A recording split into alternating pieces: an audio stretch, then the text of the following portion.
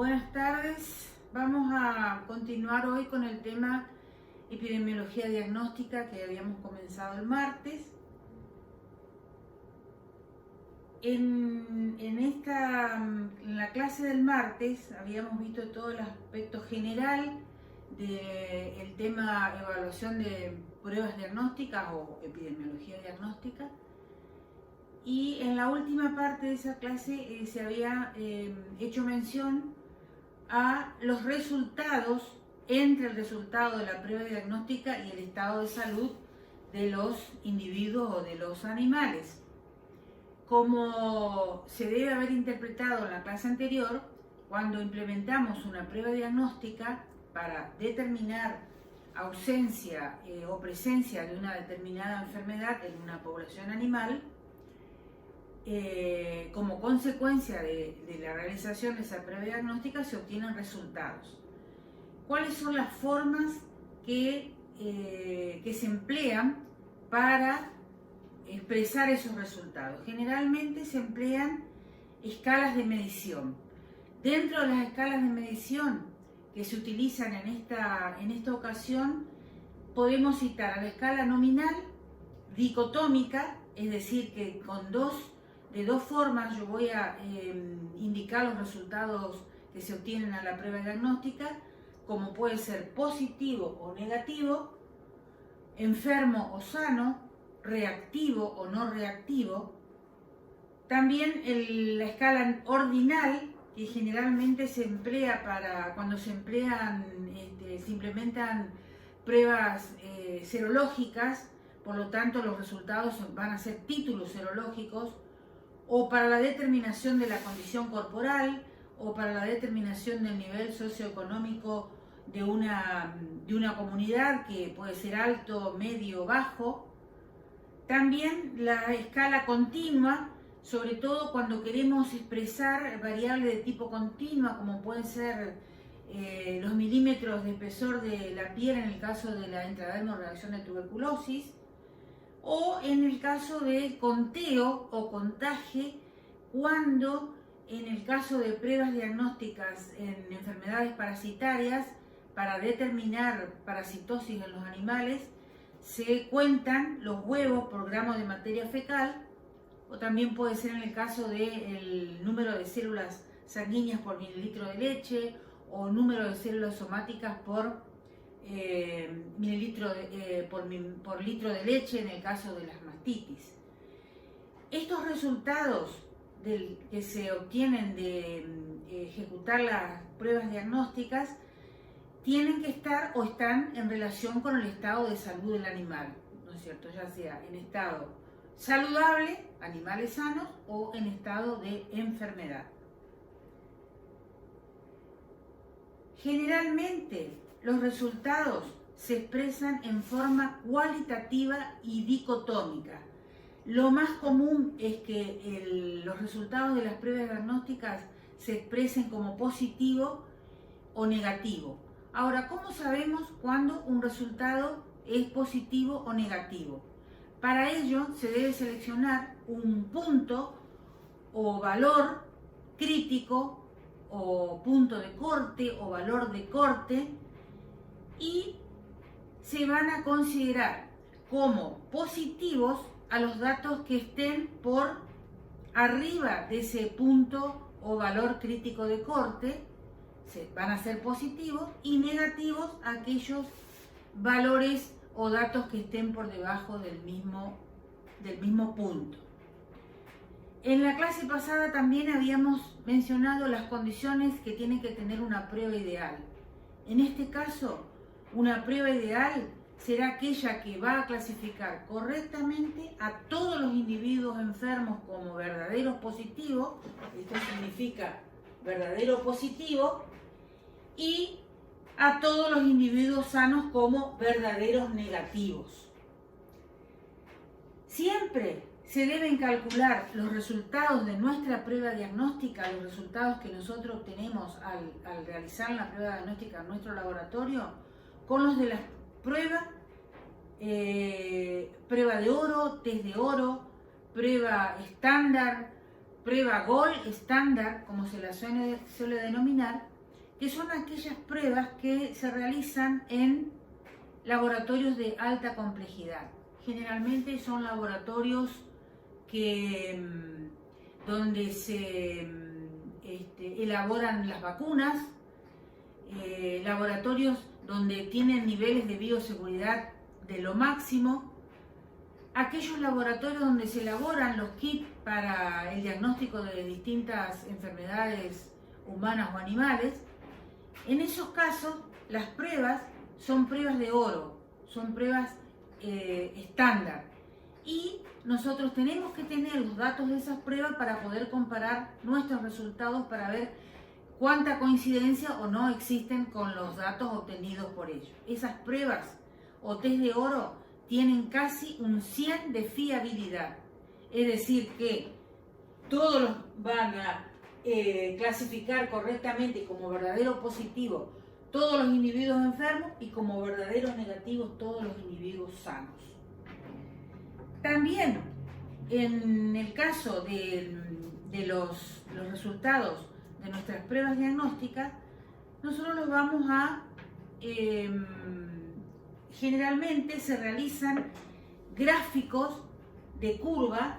En este caso es una característica curva de Gauss, ustedes ya conocen, pero la coloqué para demostrarle que si nuestra prueba tiene el 100% de fiabilidad y este fuera el punto o valor de corte, los resultados que están por debajo van a ser negativos y los resultados que están por arriba de ese valor van a ser positivos. Ahora, ¿esto es lo que ocurre realmente en las pruebas diagnósticas convencionales, que son las que se realizan más frecuentemente? No, lo que ocurre es esto. Nosotros tenemos un gráfico de curva acá para representar los datos obtenidos en una X prueba diagnóstica, recordando que los gráficos en epidemiología se realizan utilizando el sistema de coordenadas cartesianas, de los cuales se utiliza el cuadrante superior derecho por ser positivos los datos que vamos a graficar. Entonces, en el mismo nosotros tenemos el punto o valor de corte, ¿sí? Los resultados que están por debajo de ese punto son resultados o valores negativos y los que están por arriba son valores positivos. Pero en realidad esto, en la realidad, no ocurre. ¿Por qué? Porque existen valores negativos que no reaccionan como tal. Entonces se superpone, la línea se debe superponer o se traslada hacia el área de los positivos. Y lo mismo ocurre con los valores positivos. Muchas veces hay valores que deberían reaccionar como positivos, pero que no lo hacen por distintas causas que ya vamos a mencionar. Entonces la línea de distribución se viene hacia el área de los negativos. Entonces, en vez de tener dos expresiones como positivo, negativo o verdadero positivo y verdadero negativo, aparecen dos expresiones más de los resultados de una prueba diagnóstica y que por ahí nos vienen a complicar la existencia. Por eso es que en este momento estoy explicando esta temática. Volviendo, tenemos el punto o valor de corte. Los valores que están por debajo de ese punto o valor son valores negativos y los que están por encima son valores positivos. Entonces vamos a tener que representar esos datos en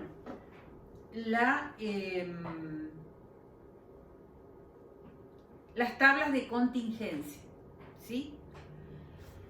Entonces, ante esta situación, los individuos los vamos a clasificar de 4 formas, según los resultados de la prueba diagnóstica. Como verdadero positivo, los animales enfermos. Verdaderos negativos, los animales sanos. aquellos animales positivos a la prueba que están sanos, que están verdaderamente sanos, ¿sí? Son los falsos positivos. ¿Qué quiere decir esto?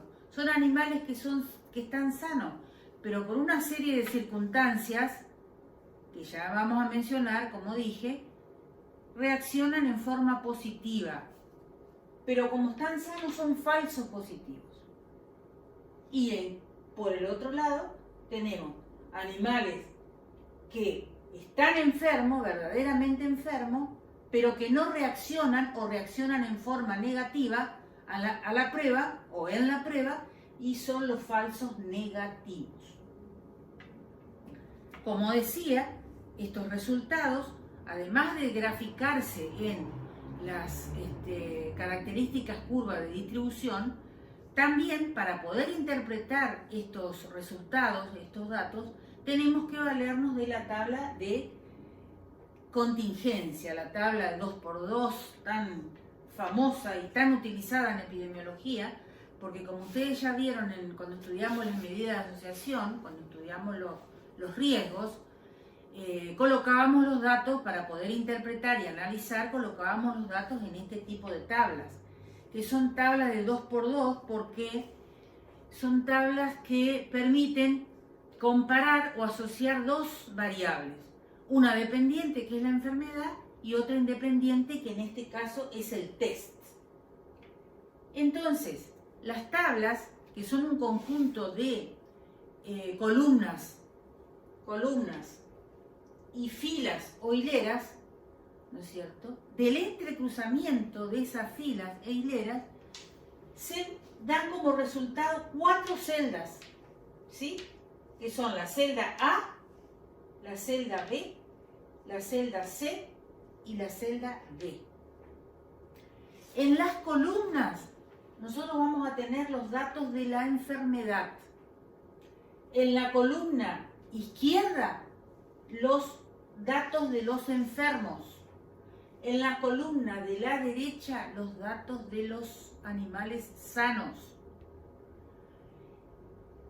En las filas o hileras, en la fila superior vamos a tener los datos de la prueba o test positivo. Y en la fila inferior vamos a tener los datos de los animales negativos. Claramente, en cada columna o cada fila, mejor dicho, tiene su subtotal para que la suma de los subtotales nos dé el total de los animales que integran esa población en estudio. Entonces, volviendo a las celdas de la tabla de contingencia, en la tabla A, ¿qué datos se van a colocar? Se van a colocar los datos de los animales enfermos que dieron positivo al test o a la prueba. En la celda B se van a colocar los datos de los animales positivos pero que están sanos. En la celda C se van a colocar los datos de los animales enfermos pero que dieron negativo, y en la celda D vamos a colocar los datos de los animales sanos que dieron negativo. Del total o de la suma de las celdas A más C, yo voy a tener el total de animales realmente enfermos. De la suma de la celda B más D, yo voy a tener el subtotal o el dato de los animales realmente sanos. De la suma de los animales de la celda A y B, yo voy a tener los animales aparentemente enfermos. Y de la suma de los datos de la celda C y D, voy a tener el total o subtotal de los animales aparentemente sanos. Reemplazando esa tabla de contingencia con los nombres correspondientes, vamos a tener que en la celda A, donde estaban los animales enfermos que reaccionan en forma positiva a la prueba, esos son los verdaderos positivos y se representan con esta sigla, V corta P. En la celda B vamos a tener los animales que estando sanos reaccionan en forma positiva a la prueba, que son los falsos positivos y se representan con la letra FP. En la celda C vamos a tener el dato de los animales enfermos, pero que reaccionaron en forma negativa a la prueba o no reaccionan, y que se designan con la sigla FN, falsos negativos. Y en la celda D vamos a colocar los animales sanos que reaccionaron en forma negativa y que son los verdaderos negativos, V corta N. Ahora, de los subtotales, vamos a tener que en la columna de los enfermos, el subtotal va a estar dado por la suma de los verdaderos positivos y los falsos negativos. En la columna de los sanos, el subtotal va a estar dado por los falsos positivos y los verdaderos negativos. Yendo a la fila, en la fila de los positivos, el subtotal va a estar dado por los verdaderos positivos más los falsos positivos. Y en la fila o hilera de los negativos, el subtotal estará dado por falsos negativos más verdaderos negativos. Ahora, tanto de la suma de estos subtotales, vamos a obtener el N, que es el mismo que sumamos de las columnas. N. N es el total de los animales que conforman nuestra población. También en la clase anterior habíamos hablado de algunas características que tenían y que eran importantes en las pruebas. En esta ocasión vamos a referirnos a las características que hacen al poder discriminatorio de las pruebas. ¿Qué significa eso? Significa esas características que hacen que las pruebas sean capaces o que sean hábiles de realmente detectar los animales sanos y de los enfermos, o los animales positivos y negativos.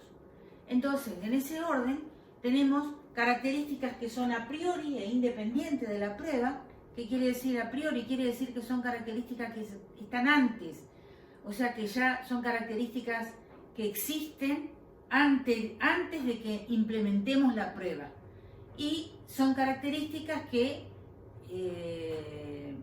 son la prevalencia real, la sensibilidad y la especificidad. La prevalencia real, ya vamos a explicar un ratito, ustedes ya la han visto a la prevalencia dentro de las tasas de morbilidad, los indicadores epidemiológicos, supongo que lo recuerdan, y es una característica, ¿no es cierto?, de la enfermedad en sí. Y la sensibilidad y la especificidad son características que las pruebas traen consigo. Es decir, cuando nosotros adquirimos una prueba en un laboratorio, en una prueba, supónganse, para brucelosis bovina, ya sabemos qué sensibilidad y qué especificidad tiene esa prueba. Y estas eran las características a priori e independientes. Ahora, las características a posteriori, es decir, que son características que vamos a tener que establecer o calcular luego de haber implementado nuestra prueba, son la prevalencia aparente y los valores predictivos, positivo y negativo. Y vamos a analizar un poquito cada una de estas.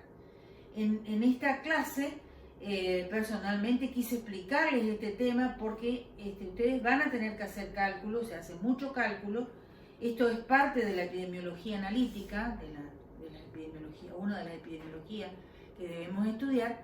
Por lo tanto, consideré que era necesario que yo les explique personalmente este tema. Dijimos, dentro de las características a priori independientes de la prueba, mencionamos a la prevalencia real. Como yo les decía, ya lo estudiamos en indicadores epidemiológicos. Y que en esta ocasión es importante, porque es importante cuando nosotros implementamos una prueba diagnóstica, es importante conocer, y generalmente se sabe cuál es la prevalencia de la enfermedad en esa población de animales y en la región. Existen, prácticamente se conoce la prevalencia de todas las enfermedades, a no ser que sea una enfermedad nueva o exótica. En este caso, la prevalencia real la vamos a definir como la proporción de animales enfermos existente al estado natural, es decir, es el número de casos que existen normalmente de una enfermedad en una región determinada, ¿sí? Esta prevalencia real, junto a la proporción de animales sanos, son las probabilidades de tener o no la enfermedad. Yo no sé si ustedes recuerdan que cuando hablábamos de tasa, nosotros era como que nos daba una idea de qué podía ocurrir con respecto a la enfermedad en un futuro. Y además es, como dijimos hoy, a priori e independiente de la prueba, porque es algo que es inherente a la enfermedad y que poco tiene que ver con la prueba, aunque es un dato importante y con el que nosotros tenemos que contar cuando estamos trabajando en este tema. ¿Cómo se calcula la prevalencia real? Anotemos esta fórmula porque después lo vamos a tener que aplicar en nuestra tabla con los datos que completemos en la tabla de contingencia. La prevalencia real es igual a los verdaderos positivos más falsos negativos sobre n por 100. ¿Sí? Prevalencia real, entonces, igual a los verdaderos positivos más los falsos negativos sobre n por 100. Y si queremos volver a ver eso, a ver acá. Entonces, la prevalencia real se calcula con los datos de la columna de los enfermos. Es verdaderos positivos más falso negativo sobre n por 100, porque es una proporción, es un porcentaje. Cuando estudiábamos los indicadores, habíamos dicho que se utilizaban factores de amplificación dependiendo de la numeración, el número que teníamos en el denominador. En este caso, todo esto se calcula por 100 porque todos son porcentajes. Entonces, prevalencia real, proporción de animales enfermos existente al estado natural y del cual ya de casi todas las enfermedades se sabe o se tiene idea. Luego pasamos a la sensibilidad. ¿Qué es la sensibilidad? Característica de la prueba. Es la probabilidad condicional de un resultado positivo en un individuo con la enfermedad. Es decir, es la habilidad que tiene la prueba para detectar un animal enfermo, de ser positiva en una población enferma. ¿Sí? A mayor probabilidad, fíjense que acá siempre hablamos de probabilidad, a mayor probabilidad de una prueba detectar los animales enfermos, mayor va a ser esa sensibilidad. Y una prueba que tiene alta sensibilidad va a dar pocos falsos negativos. ¿Cómo se calcula la sensibilidad? Anotando la fórmula. Sensibilidad que se representa con la letra S es igual a los verdaderos positivos sobre los verdaderos positivos más falsos negativos por 100. Volvemos a nuestra tabla de contingencia. Sensibilidad se calcula, dijimos que es la habilidad de la prueba de ser positiva en la población enferma. ¿Cómo se calcula? Verdaderos positivos sobre verdaderos positivos más falso negativo por 100. Verdaderos positivos sobre verdaderos positivos más falso negativo por 100. Esa es la sensibilidad. ¿Sí? ¿Cuál es la relación que existe entre la sensibilidad y los verdaderos positivos y los falsos negativos? Al aumentar la sensibilidad, van a aumentar los verdaderos positivos y por lo tanto va a haber una disminución de los falsos negativos. Una prueba diagnóstica con alta sensibilidad da pocos falsos negativos. Vuelvo a la tabla de contingencia. Una prueba con alta sensibilidad va a captar rápidamente o mayor cantidad de verdaderos positivos en detrimento de los falsos negativos.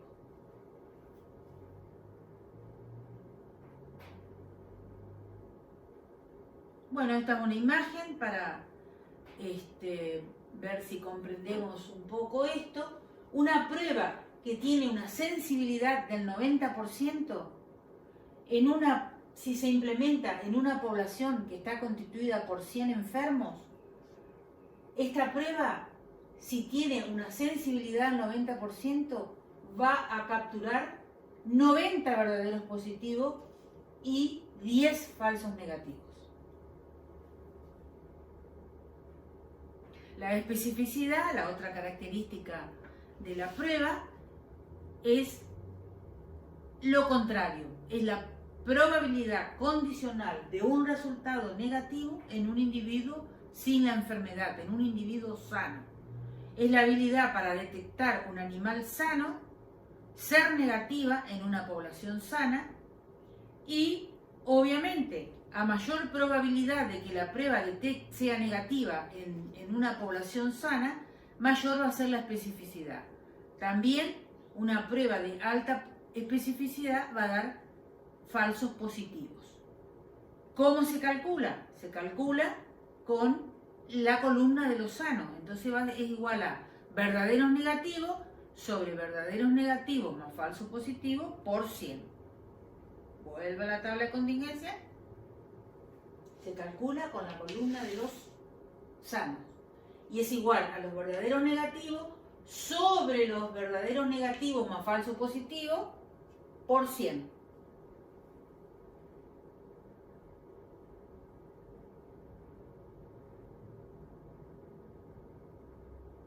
¿Cuál es la relación entre la especificidad, los verdaderos negativos y los falsos positivos? Es que al aumentar la especificidad, aumentan los verdaderos negativos y disminuyen los falsos positivos.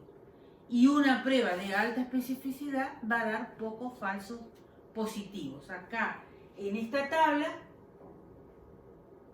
que es lo que viene en la figura después, si nosotros tenemos una prueba con una especificidad del 90%, en una población de 100 animales sanos, una población constituida por 100 animales sanos, van a ser 90 verdaderos negativos y 10 falsos positivos, que es lo que se refleja en esta figura, ¿no es cierto?, lo que estábamos diciendo. Continuando con las características a posteriori, que son características que debemos calcularlas después de haber implementado la prueba y tener en nuestras manos nuestros datos, los resultados de nuestra prueba diagnóstica. Dijimos que eran la prevalencia aparente y los valores predictivos positivos y negativos. ¿Qué es la prevalencia aparente? Es la proporción de animales positivos pero a la prueba diagnóstica. O sea que para determinar la prevalencia aparente tengo que primero realizar la prueba diagnóstica, porque como dije, es la proporción de animales positivos a la prueba diagnóstica. Esta prevalencia aparente, junto a los valores predictivos y a la eficiencia, que es otra característica que se suele calcular también, son probabilidades a posteriori de la ejecución de la prueba. Tenemos que primeramente realizar la prueba para después calcular la prevalencia aparente. ¿Cómo se calcula? La prevalencia aparente es igual a los verdaderos positivos más falsos positivos sobre n por 100. Y voy a volver, con las disculpas del caso, a la tabla de contingencia para que lo vean. La prevalencia aparente se calcula con los datos positivos. Por eso decimos que su fórmula es verdaderos positivos más falsos positivos sobre n. Es decir, el total de los positivos sobre el total de la población. Y repasando, la prevalencia aparente la calculamos con los datos positivos. La prevalencia real la calculamos con los datos de los enfermos. También con los datos de los enfermos voy a calcular la sensibilidad de la prueba y con el dato de los sanos vamos a calcular la especificidad de la prueba. Ustedes se preguntarán, ¿y estos cálculos para qué se hacen? Los cálculos de sensibilidad y especificidad se hacen para tener una idea de qué es lo que nosotros vamos a encontrar cuando decidimos el uso de una prueba determinada. Los cálculos que se hacen después es para ver cuán coincidentes son los datos obtenidos en nuestro laboratorio. Entonces, prevalencia real y prevalencia aparente, y vamos a los valores predictivos. El valor predictivo positivo es la probabilidad de que un animal positivo a la prueba está realmente enfermo o esté realmente enfermo. ¿Cómo se calcula? Valor predictivo positivo es igual al verdadero positivo sobre verdadero positivo más falso positivo por 100. Y yo sé que ustedes deben estar pensando, qué lío con estas siglas, pero si aparece esto así, B corta, P y con el signo más entre paréntesis, esto es valor predictivo positivo. ¿Sí? Esto es verdadero positivo, nada más. ¿Está?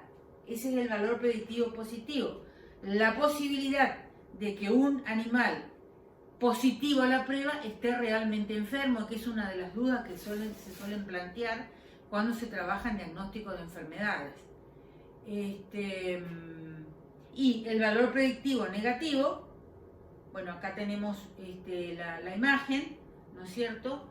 Si el valor predictivo positivo nos da 90%, indica que existe una probabilidad del 90% de que el animal esté realmente enfermo. Y el valor predictivo negativo, en contraposición, es la probabilidad de que un animal negativo a la prueba esté realmente sano. ¿Cómo se calcula? Se calcula verdadero negativo sobre verdadero negativo más falso negativo por 100. El esquema, ¿no es cierto?, en donde dice que si el valor predictivo negativo nos dio 90%, ese 90% es que existe una probabilidad del 90% que el animal esté sano. ¿Estamos hasta ahí? Vuelvo a la tabla de contingencia anterior y repasamos nuevamente esto. Dijimos que el valor predictivo positivo se calcula con la columna de los positivos y es igual a verdadero positivo sobre verdadero positivo más falso positivo por 100. El valor predictivo negativo se calcula con los datos negativos a la prueba y es igual a verdadero negativo sobre falso negativo más verdadero negativo por 100. Ahora, ¿cómo ustedes van a tener que hacer cálculos como ejercicio y seguramente cuando sean profesionales o empiecen a trabajar en un área que se dedique a esta temática? Yo les voy a explicar cómo se procede para completar o para rellenar la tabla de contingencia. Esto yo lo voy a colocar en un archivo especial en la clase para que lo tengan disponible, pero mientras tanto lo vamos a explicar. ¿Cuáles son los datos que yo tengo que tener cuando voy a implementar una prueba diagnóstica para diagnosticar la enfermedad en una población animal? Primeramente voy a tener que tener el número de muestras con el que se va a trabajar, ¿sí? Segundo, vamos a tener que tener una idea aproximada de la prevalencia de la enfermedad en esa población animal en la región. Y tercero, vamos a tener que tener los datos de sensibilidad y especificidad de la prueba. Entonces, elaboro mi tabla de contingencia y cómo la voy a ir completando. Acá están los pasos numerados, ¿sí? Primeramente, 1, vamos a colocar el número de los integrantes de la población que está en estudio. En este caso, un ejemplo redondo, para hacerlo fácil, 10.000 animales. Y vamos a emplear una prueba diagnóstica que tiene una prevalencia real del 10%. ¿Sí? Perfectamente. También voy a tener en cuenta que la sensibilidad de la prueba diagnóstica que estamos implementando es del 95% y la especificidad también es del 95%. Con esos datos yo tengo que completar mi tabla de contingencia. ¿Cómo voy a proceder? 10.000 animales. Si yo tengo una población de 10.000 animales y la enfermedad tiene una prevalencia real del 10% en esa región, es de suponer que si la enfermedad tiene una prevalencia real del 10%, el 10% de 10.000 son 1.000 animales. Es decir, que en una población de 10.000 animales, una enfermedad que tiene una prevalencia real del 10%, en esa población va a haber 1.000 animales enfermos. ¿Sí? Entonces, ya completamos esta celda de la cantidad de animales enfermos. Si yo tengo 1.000 animales y voy a implementar una prueba que tiene una sensibilidad del 95%, es de suponer que el 95% de esos 1.000 animales van a ser verdaderos positivos. Por lo tanto, ahí ya tengo 950 animales que son verdaderos positivos. Animales enfermos que dieron positivo o que darán positivo a la prueba. Y, por lo tanto, por diferencia, vamos a sacar los falsos negativos. Si de 1.000 animales, 950 están enfermos, 50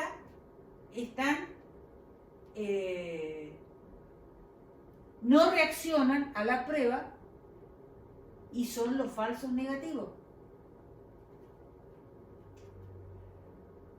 Luego, acá, si de los 10.000 animales, 1.000 están enfermos, 9.000 están sanos.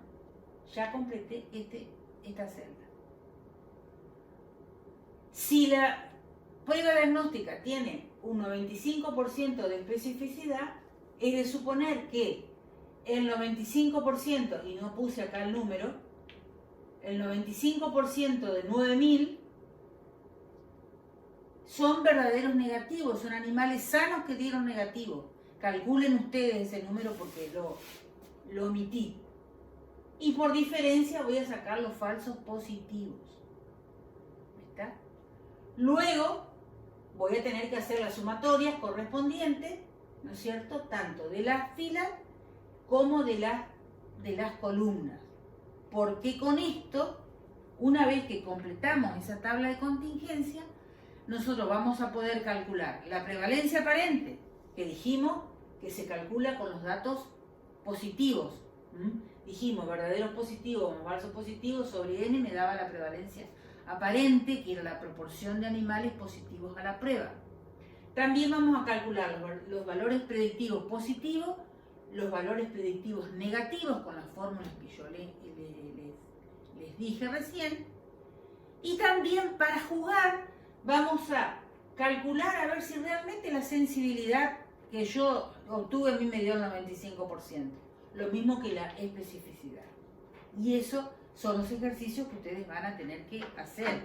Pero para lo cual yo, como les dije recién, voy a colocar en un documento, un archivo aparte, donde está explicado paso a paso estos cálculos. A modo de resumen, si me pregunto qué porcentaje de enfermos es el reconocido por la prueba, ¿quién me va a dar ese porcentaje de enfermos? La sensibilidad. Porcentaje de enfermos reconocido por la prueba. Sensibilidad. Porcentaje de sanos reconocido por la prueba me lo va a dar la especificidad. Porcentaje de animales positivos a la prueba que realmente está enfermo, el valor predictivo positivo. Y porcentaje de animales negativo a la prueba que realmente está sano, el valor predictivo negativo. También otra cuestión que tenemos que tener en cuenta, que no es lo mismo la sensibilidad y la especificidad desde el punto de vista epidemiológico desde el punto de vista inmunológico, porque ahora ustedes en el segundo cuatrimestre, ustedes van a cursar inmunología y ahí se van a encontrar con que tienen acepciones diferentes. En epidemiología, la sensibilidad es la proporción de verdaderos positivos y la especificidad es la proporción de verdaderos negativos.